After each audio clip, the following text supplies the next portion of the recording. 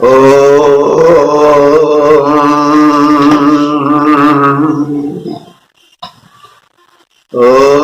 विश्वानि देव सवितर्दुरितानि परासु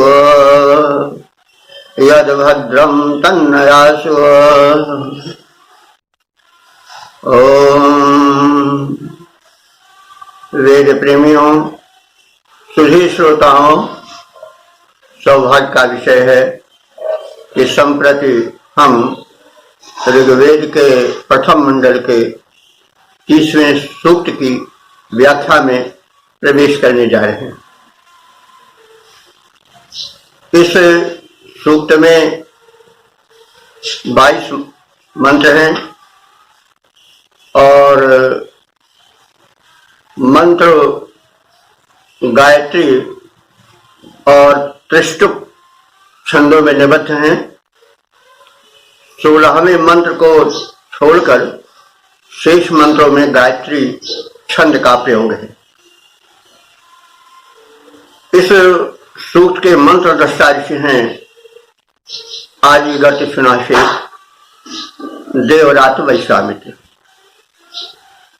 और देवता इसमें 3 हैं, इंद्र, अश्विनी कुमार और उषा। प्रथम 1 से 16 मंत्र संख्या तक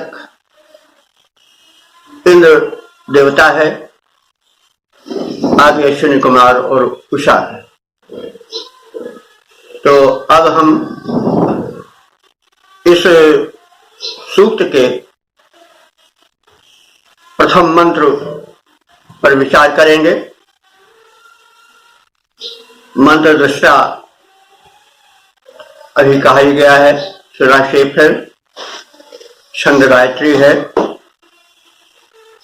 देवता इंद्र हैं और इस मंत्र का शीर्षक होगा पर्याप्त सोम रस द्वारा इंद्र की आराधना हो। और इसका जो व्यंजित अर्थ होता है वह है पर्याप्त भक्ति रस द्वारा इंद्र का स्वागत हो, आवाहन। इंद्र के विषय में यथा समय प्रकाश डाला जाता रहा है। यह देवाधिदेव है और सर्वश्रेष्ठ उपास्य है ऋग्वेद के ऋषियों का। तो इंद्र और सोम का बड़ा घनिष्ठ संबंध बताया गया है।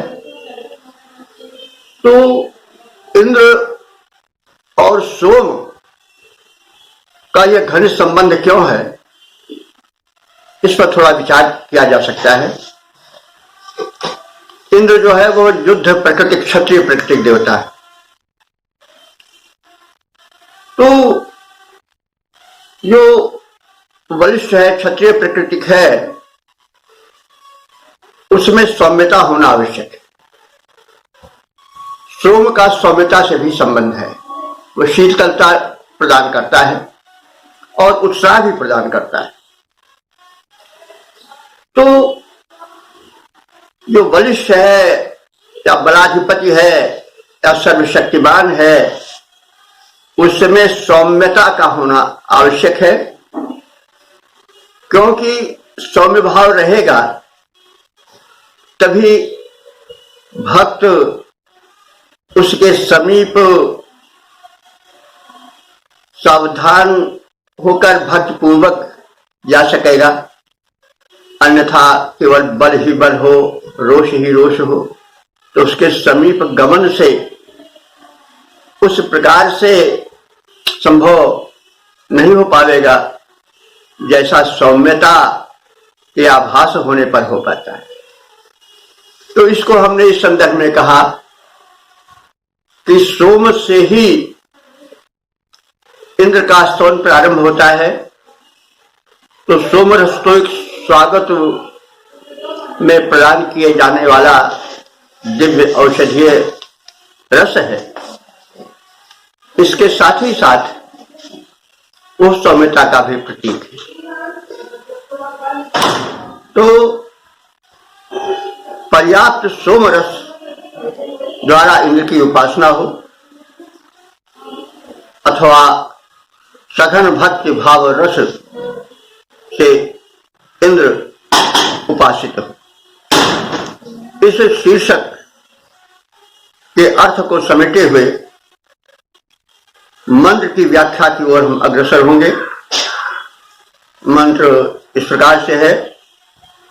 आवा इंद्रम पृथिवीं यथा वाजयन्तः शतक्रतुम् मंघिष्ठं सिंचयिन्दुभिः।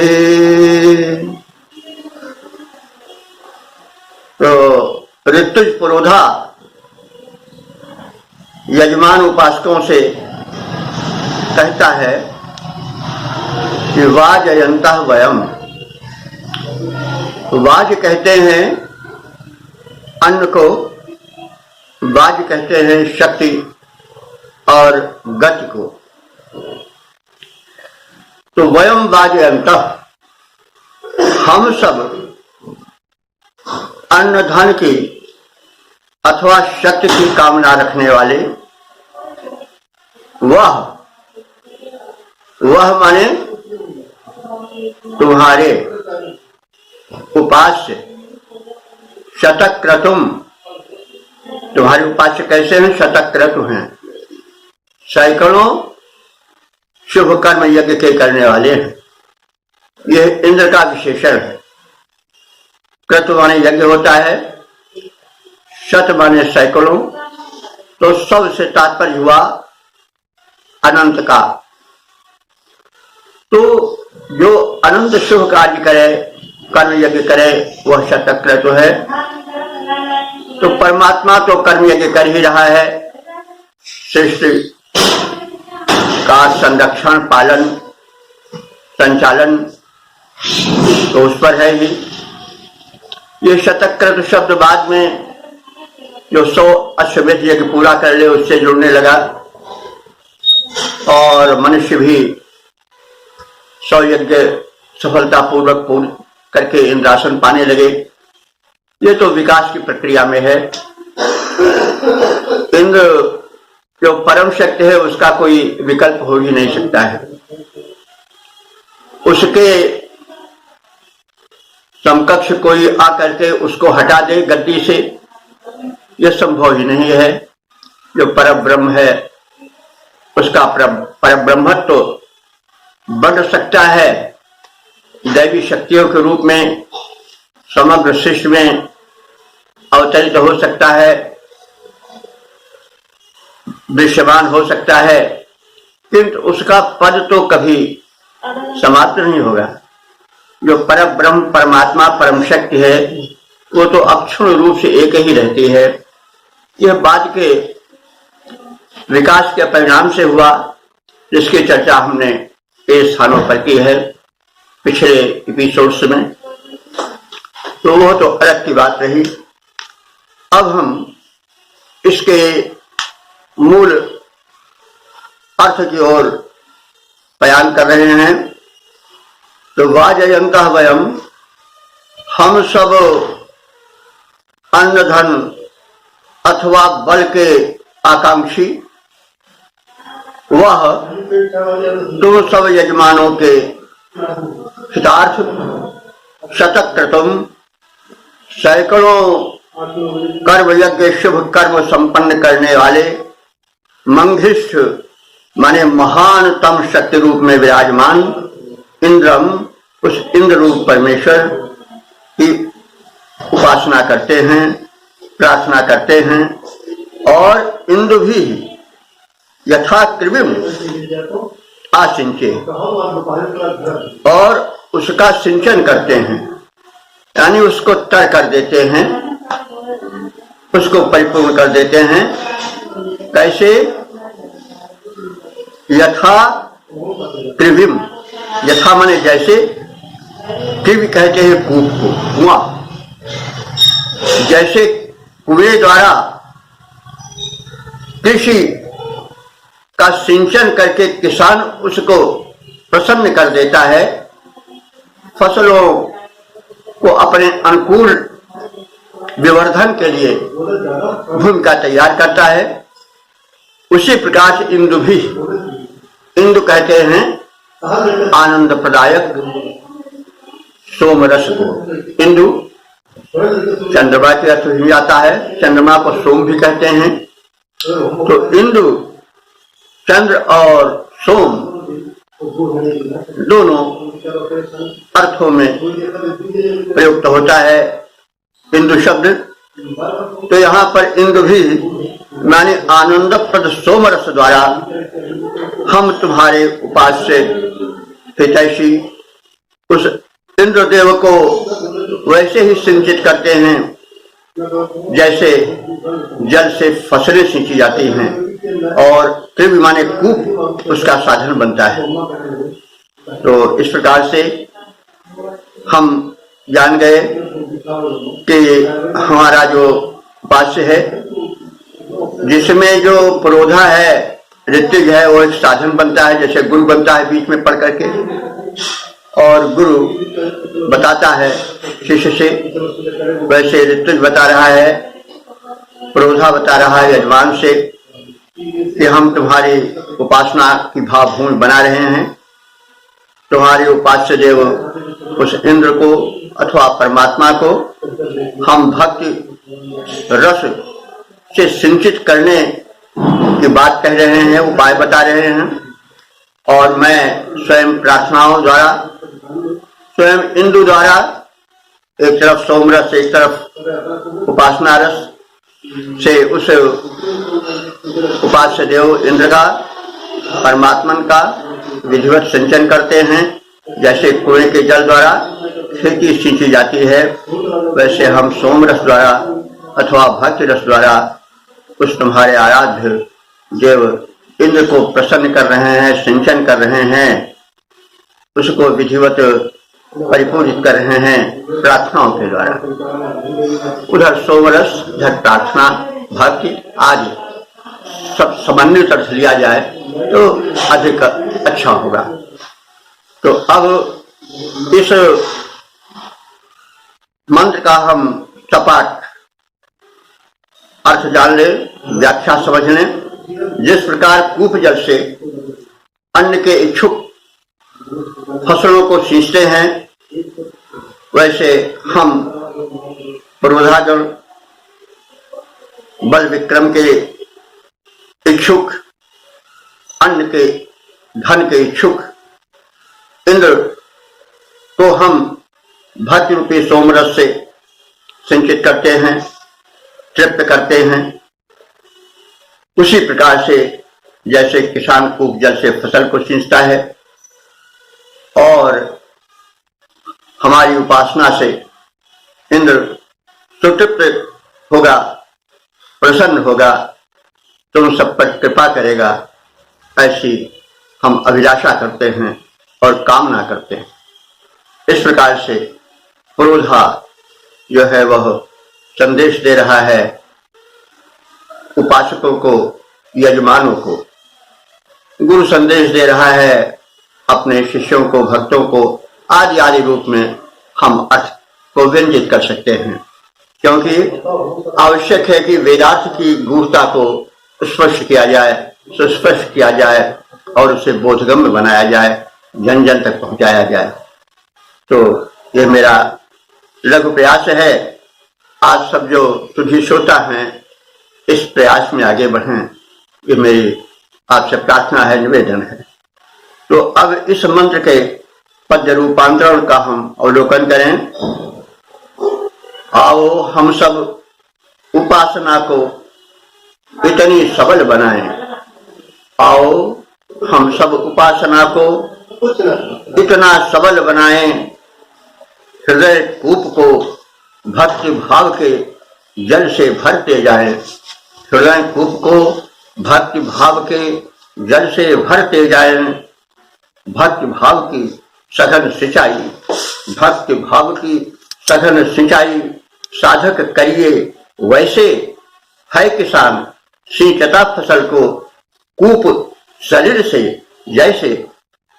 परम पराक्रमशाली है परमात्मा सबका स्वामी, बन जाएं बल प्राप्ति हेतु हम सब उसके अनुगामी, बन जाएं बल प्राप्ति हेतु धन अन्न प्राप्ति हेतु हम सब उसके अनुगामी।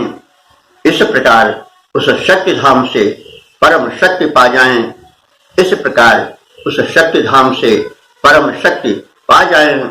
आओ हम सब उपासना को इतना सबल बनाएं, हृदय कूप के भक्ति भाव से, भक्ति भाव के जल से भरते जाएं, जल से भरते जाएं।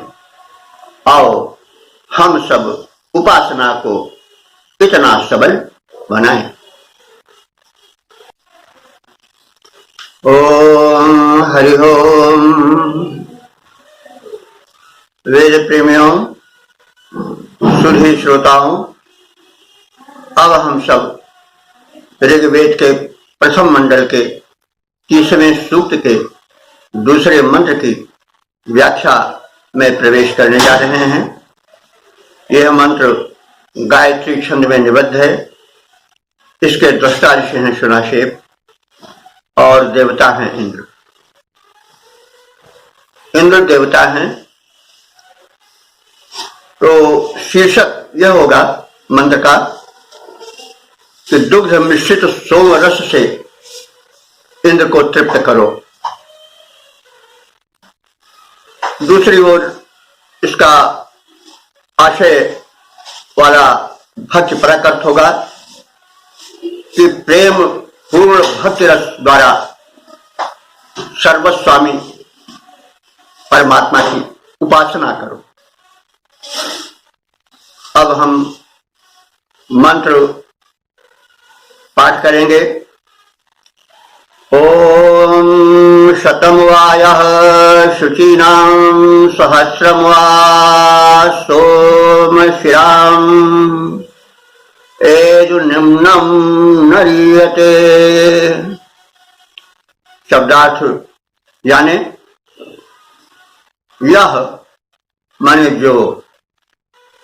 जो इंद्र, शुचि नाम माने पवित्र, यह विशेषण है सोमरस का। जो इंद्र पवित्र सोमरस को शतम, शतम माने सैकड़ों, तो यहां कलश शब्द हमें अध्याहार रूप में लाना पड़ेगा। जो इंद्र पवित्र सोमरस के सैकड़ों घड़ों, कलशों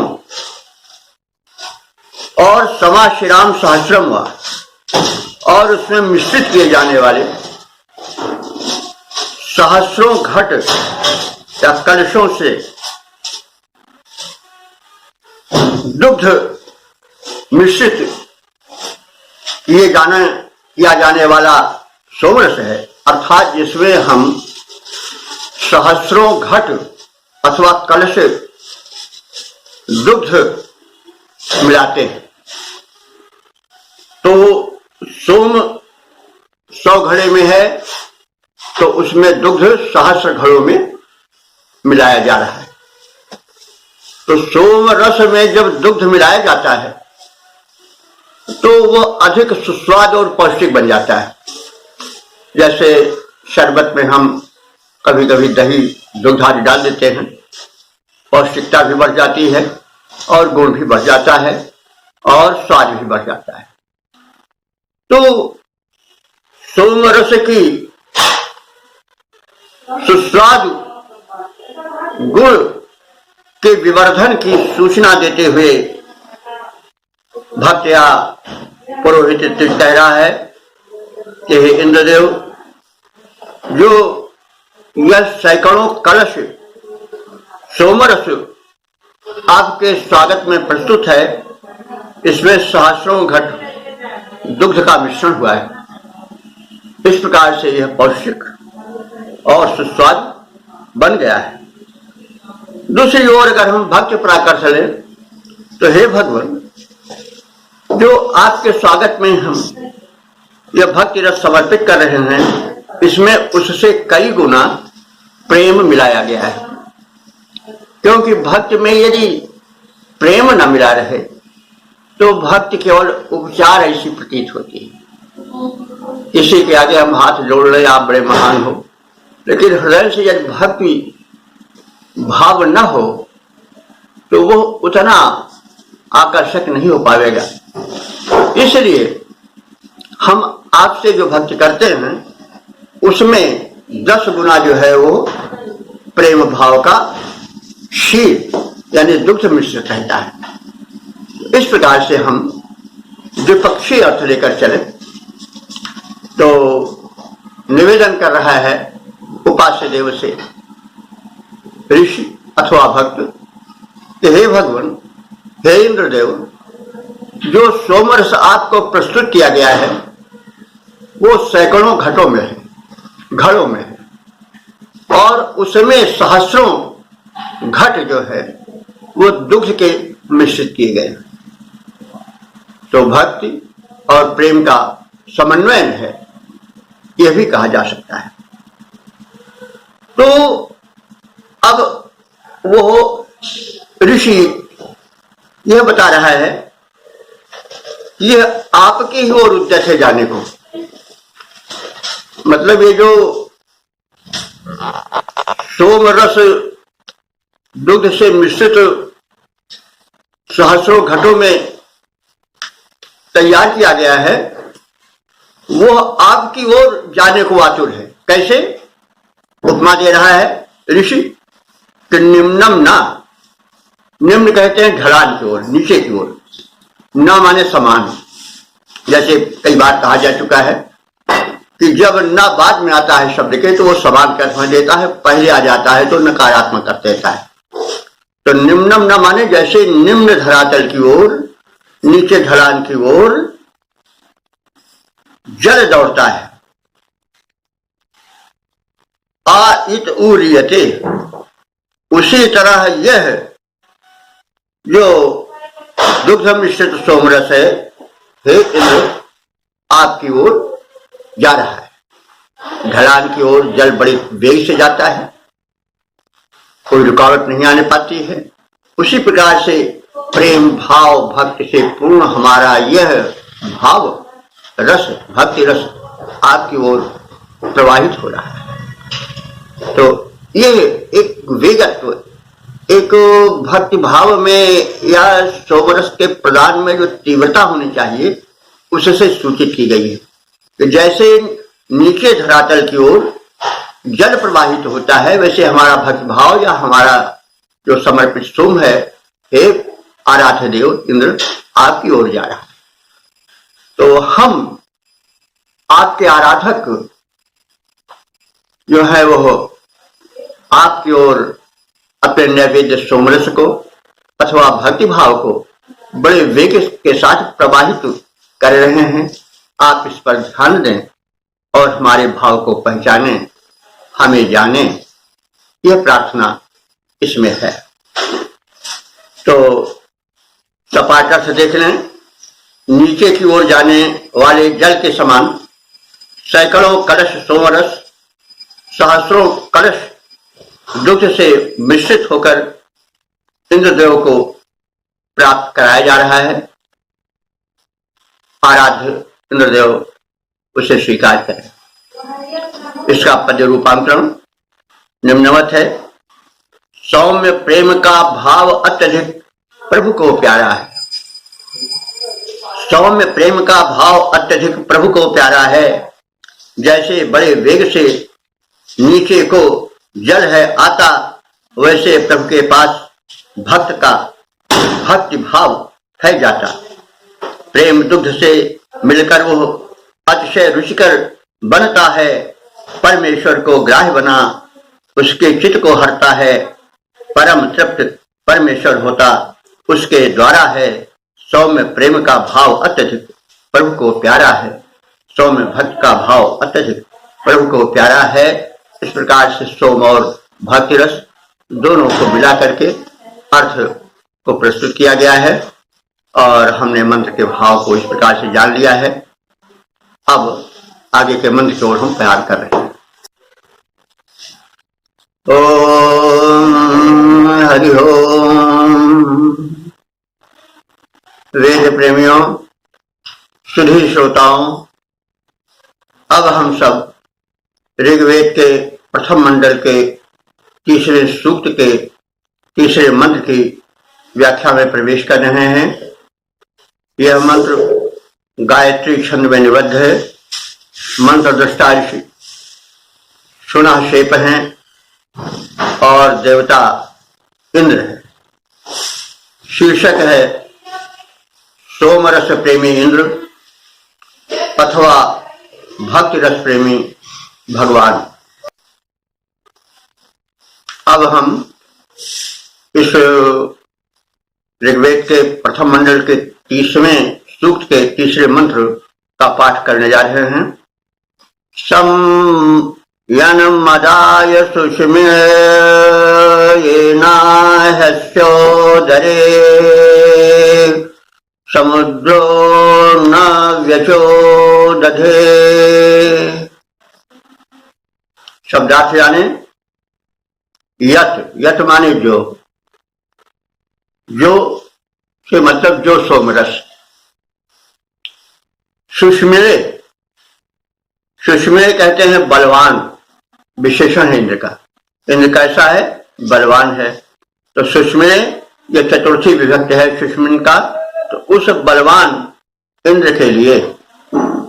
और मदाय माने मद के लिए, माने आनंद के लिए। वेद में मद शब्द जो है वह आनंदवाची है। बाद में मद माने सुरा का विशेष प्रचार हुआ है। तो वो शराबियों को आनंद आता था नशे में, इसलिए उस मद को अपने साथ जोड़ दिए हैं। लेकिन मद से उस ओर ध्यान नहीं जाना चाहिए। मद से अर्थ हुआ आनंद। आनंद शुद्ध है, उसमें सात्विकता होती है, तामस नहीं होता है। और जो नशे होते जिसको हम आज मानते हैं वो तामस है। आनंद की भी कोटियां होती हैं, सत्व रजतम सब। तो एक सात्विक आनंद होता है और एक तामस आनंद होता है। तो सुरा वाला आनंद जो है तामस आनंद है। तामस अनिष्टकर होता है, सात्विक श्रेयस्कर होता है। तो हम यहाँ पर थोड़ा से रुके कि थोड़ा मद के विषय में जान लें। शब्दों में उतार चढ़ाव होता रहता है। कभी कोई शब्द उन्नत हो जाता है, कभी कोई शब्द उन्नत हो जाता है। शब्दों के अर्थ में गिरावट प्राय आती रहती है, भाषा विज्ञान का विषय है। तो हम मद का अर्थ आनंद जाने, सात्विक आनंद जाने। तो यत जो सोमरस सुषमिरे इंद्राय, यानी बलवान इंद्र के लिए, मदाय उसके आनंद के लिए है, और जो उसके आनंद को बढ़ाने वाला है। ये तदर्थ एना ही अस्य उदरे। एना माने इस सोमरस को उसके उदर में समुद्र न संदधे। जैसे समुद्र में जल का प्रवाह निरंतर जाता रहता है, वैसे हम इस सोमरस के प्रवाह से समुद्र की भांति विशाल इंद्र के उदर को भरने की चेष्टा करते हैं। तो अब इसका जो होगा भक्त परकर्षी होगा कि भगवान का उदर जो है वह समुद्रवत हो जाता है। किसके लिए?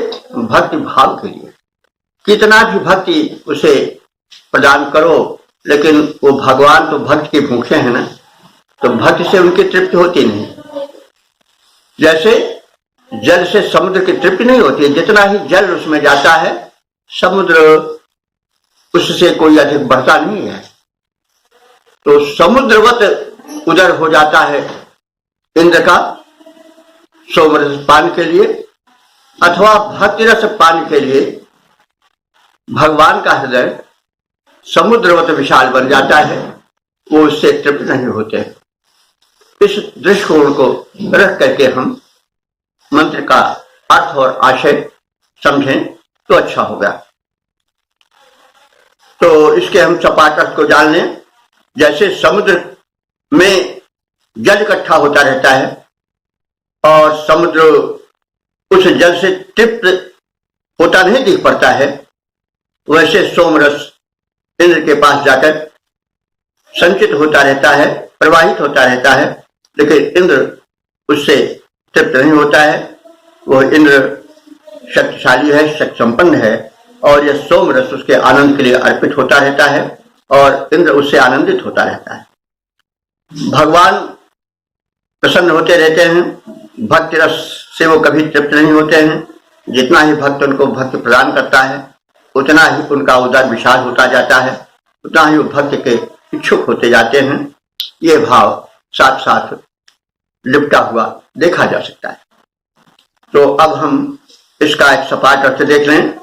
यह सौम्य सोमरस या भक्ति भाव जो है वो इंद्र को बड़ा प्रिय है। जैसे समुद्र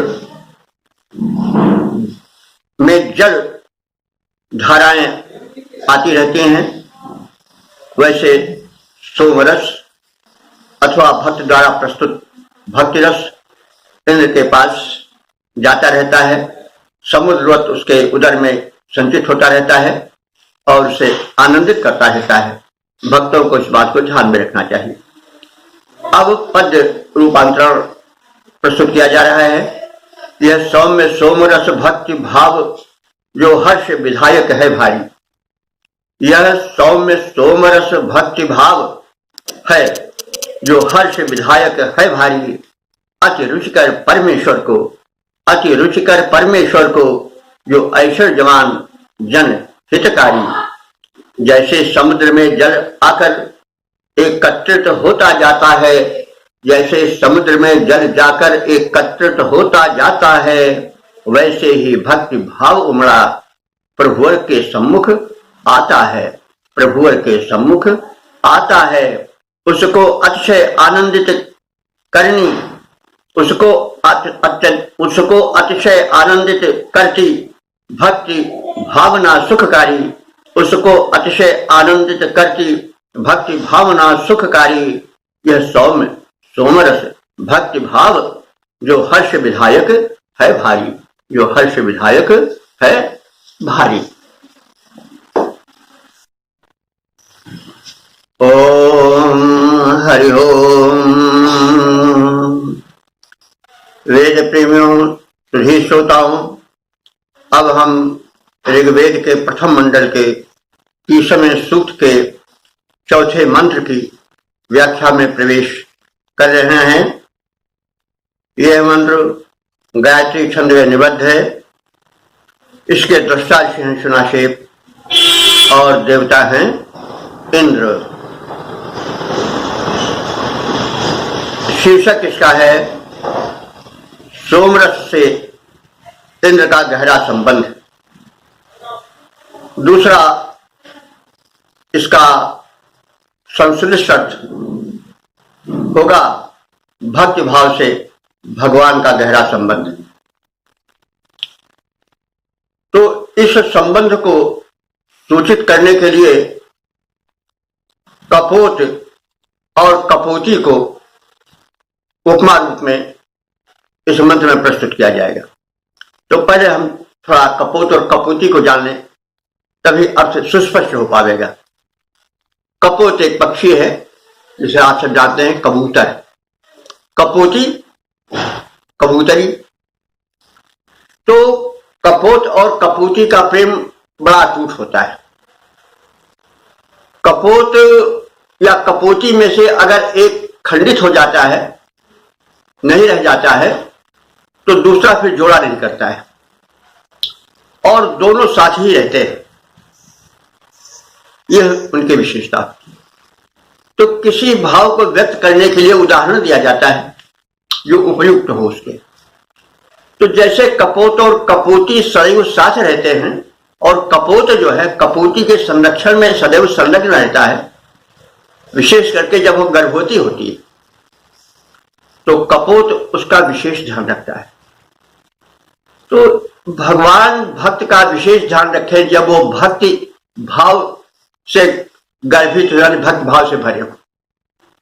इस बात को जो है वो ऋषि या भक्त प्रकट करना चाह रहा है।